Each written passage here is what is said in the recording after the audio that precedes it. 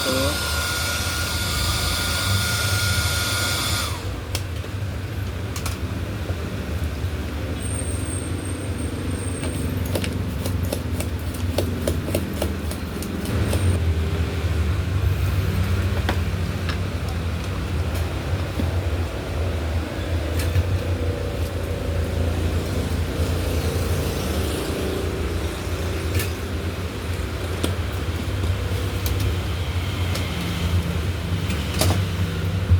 Okay, testing.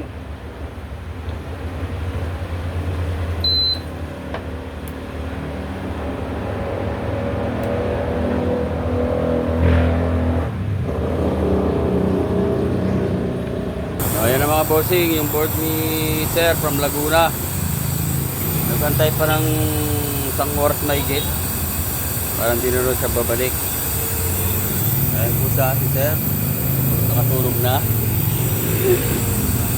Eto, napagtsagaan po yung kanyang board.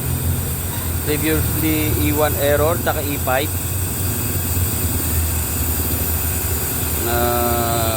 Karoon ng corrosion doon sa kanyang terminal post, sa light, saka sa signal.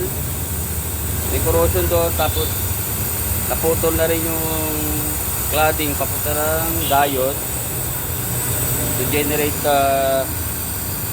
false sequence mula indoor papunta ng outdoor and vice versa. Ayan na boss, mga kagala.